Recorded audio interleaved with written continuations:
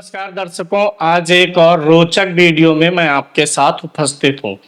आज मैं बात करूंगा कि कुंडली देख करके आप ये अनुमान लगा सकते हैं कि आपके ऊपर दैवीय कृपा है कि नहीं है। दैवीय कृपा का अर्थ केवल धन प्राप्त कर लेने से, पद प्राप्त कर लेने से या सफलता प्राप्त कर लेने से नहीं है, बल्कि दैवीय कृपा क्या करती है कि आपकी हर समस्या पर आपको एक अदृश्य संरक्षण प्रदान करती है। डिवाइन प्रोटेक्शन बोल सकते हैं।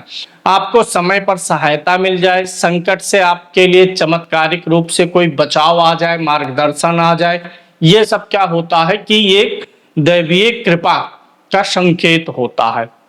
बहुत बार दैवीय कृपा इस प्रकार से प्राप्त होती है कि आपको जीवन में किसी चीज की जरूरत है, किसी विषय के बारे में जानकारी की जरूरत है, किसी कार्य योजना के बारे में जानकारी की जरूरत है, या आपके अपने फैमिली, सेहत आदि के बारे में जो आपको नुकसान पहुंचा सकते हैं, उनके बारे में स्वतः आपको जानकारी मिल जाती है। मान लीजिए मैं इसका एक छोटा सा उदाहरण देता हूं कि आपकी प्रगति में दैवीय कृपा कैसे मदद करती है। बहुत बार आपने देखा होगा कि आप जो कुछ सोचते हैं या आगे कुछ आपने योजना बनाई है, उसके बारे में आपने सोच रखा है कि मैं भविष्य में ये चीज ऐसे ऐसे करूंगा, तो आप देखते हैं कि जब आप उस चीज के बारे में सोचते हैं, योजनाएं बनाते हैं, तो आपके जीवन में उस चीज से संबंधित लोग आने लगते हैं, अपने आप मिलने लगते हैं। जैसे मान लीजिए कि आप स्कूल खोलना चाह रहे हैं, मन में आया आपके, अब मैं स्कूल चलाऊंगा, स्कूल खोलूंगा, तो आपको पता चलता है थोड़े दिन बाद स्कूल से जुड़े हुए कई लोगों से आपकी मुलाकात होने लग जाती है। उसी प्रकार से आपके पास डिजिटल कंटेंट आने लग जाते हैं।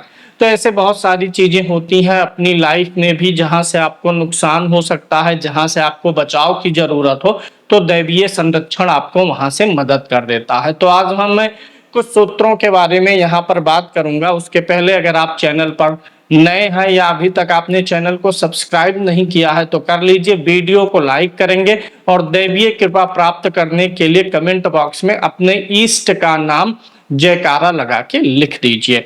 परामर्श के लिए आप नीचे नंबर फ्लैश हो रहा है, इन नंबरों पर मुझसे संपर्क कर सकते हैं। एस्ट्रोलॉजी कोर्स आदि के लिए भी संपर्क कर सकते हैं। आपके सामने ये एक चार्ट है। सबसे पहला सूत्र जो सबसे ज्यादा इफेक्टिव सूत्र है, मैं उसके बारे में आपको अगर बताऊं यहाँ पर, तो सबसे पहले आपको अपनी D60 कुंडली खोल लेनी है। जैसे लगन कुंडली होती है उसी प्रकार से D60 एक कुंडली होती है। तो D60 खोलिए आप अपना, और D60 में आपको देखना है कि आपके सूर्य और चंद्रमा कहाँ पर है। देखिए, सूर्य क्या है? आपकी आत्मा है, चंद्रमा मन है। सूर्य चंद्रमा संचालन करते हैं और सारे ग्रह तो फल देते हैं, और सूर्य चंद्रमा क्या करते हैं? भोग करते हैं। तो D60 में आप क्या देखिए, अपने सूर्य को देखिए और चंद्रमा को देखिए कि ये कुंडली में कहाँ बैठे हुए हैं। सूत्र है, अगर D60 कुंडली में आपके सूर्य और चंद्रमा दोनों पर किसी शुभ ग्रह का प्रभाव हो।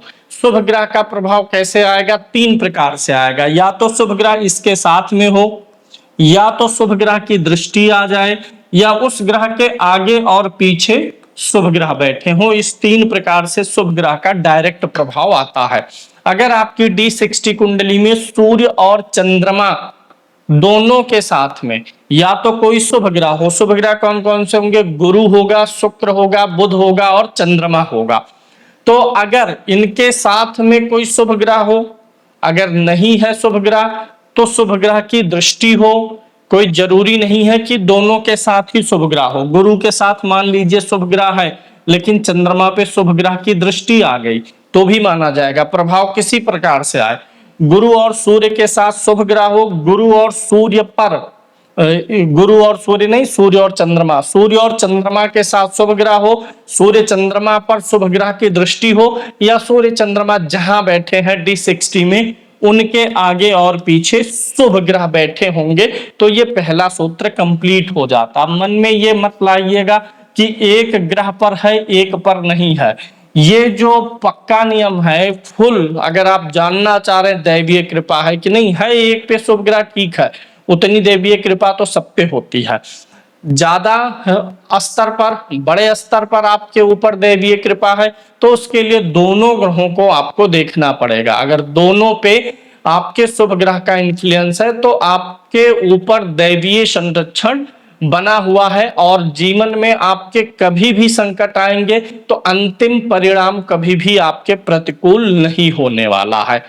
दूसरे सूत्र पे चलेंगे।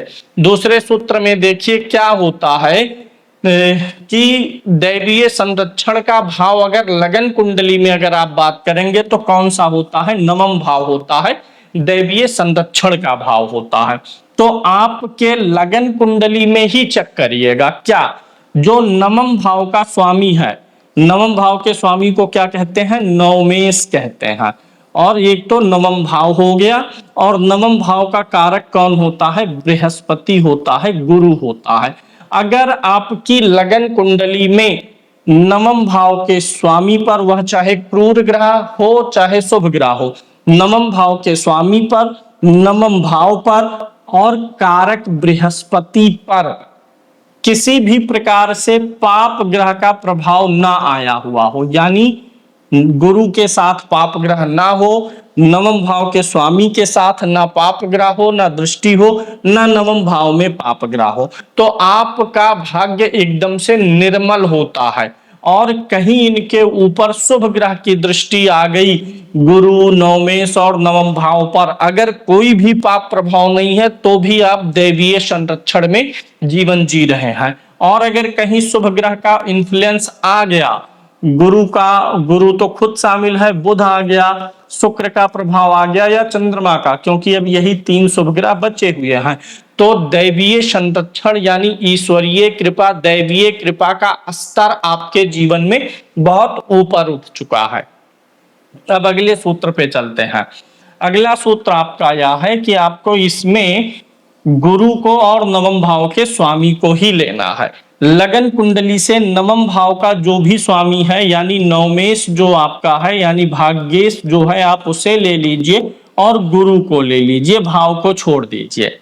अगर आपके लगन कुंडली, जिसको आप राशि चक्र बोलते हैं या D1 बोलते हैं, और साथ में देखना है D9 आपको, अगर आपके लगन कुंडली में और नवमांश कुंडली में, दोनों में जो लगन कुंडली का नवमेश है वह और बृहस्पति दोनों दोष मुक्त हो तो भी आपके ऊपर ईश्वरीय कृपा या दैवीय कृपा का जो है संकेत मिलता है।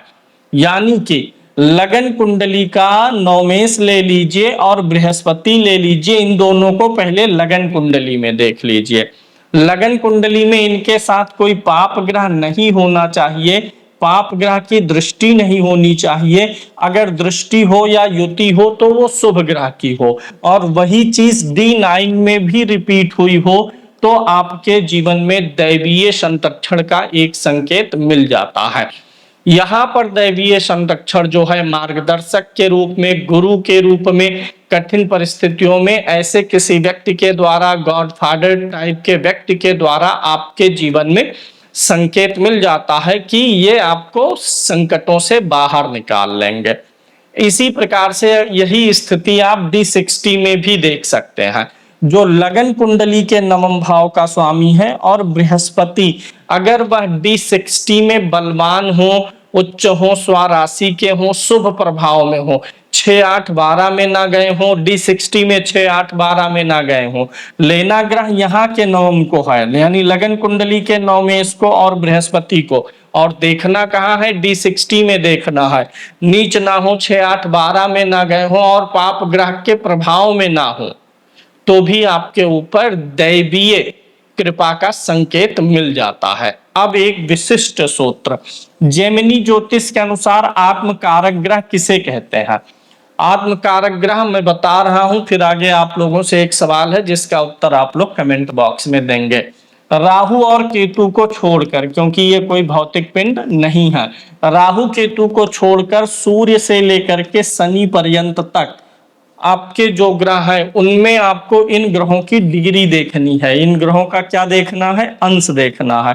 सूर्य, चंद्रमा, मंगल, बुध, बृहस्पति, शुक्र, शनि में से जिस ग्रह के अंश सबसे अधिक हो वह ग्रह आपकी कुंडली में आत्मकारक कहलाता है। अब आपके लिए सवाल है कि अमात्य कारक कौन सा ग्रह कहलाता है? अमात्य कारक कौन सा ग्रह कहलाता है, कमेंट करिएगा। तो जो ग्रह सूर्य से शनि तक सबसे अंशों में अधिक होगा, अगर दो ग्रहों के अंश समान हो, तो अंश समान हो तो कला देख लीजिए, विकला देख लीजिए। मान लीजिए सूर्य आपका 21 अंश पर, 22 मिनट पर और 5 सेकंड पर है, और वहीं पर आपका बुध जो है 21 अंश 28 मिनट और 7 सेकंड पे है। तो अंश तो दोनों के बराबर है, तो यहां से डिसाइड करिएगा कला से, जिसको सेकंड बोलते हैं, मिनट बोलते हैं। अगर ये भी बराबर होगा तो यहां से डिसाइड करिएगा। तो जो ग्रह सबसे अधिक अंशों का है वो आपकी कुंडली में आत्मकारक कहलाता है। ये सूत्र बहुत दमदारी से लागू होता, बहुत मजबूती से लागू होता है। तो देखना क्या है, जो आपका आत्मकारक ग्रह है, अगर उसको 3 चरणों में टेस्ट करिए। 3 चरण कौन कौन से होंगे, एक तो लग्न होगा, एक D9 होगा, एक D60 होगा। इन 3 चरणों पर चेक करिएगा। अगर जो भी आपका आत्मकारक है वह लगन कुंडली में पाप प्रभाव से मुक्त हो और शुभ प्रभाव से युक्त हो, मान लीजिए उसके ऊपर शुभ ग्रह की दृष्टि नहीं भी है, लेकिन कम से कम पाप मुक्त है, तो भी वह आपको दैवीय संरक्षण देगा। शुभ ग्रह की दृष्टि आ जाएगी तब और बलवान हो जाएगा संरक्षण। तो लगन कुंडली में आत्म ग्रह की स्थिति, आत्मकारक ग्रह की स्थिति अगर स्वस्थ है, वह पाप ग्रहों से मुक्त है, ना युति में है ना दृष्टि में है, बल्कि शुभ प्रभाव में है, तो आप जो है यहाँ पर दैवीय संरक्षण के लिए योग्य हो चुके हैं। अगर यही योग D9 में बन गया तो अब क्या होगा, योग आपका और प्रबल हो गया, यानी दैवीय संरक्षण जीवन में कभी कभी मिलेगा जब खाली लगन में रहेगा।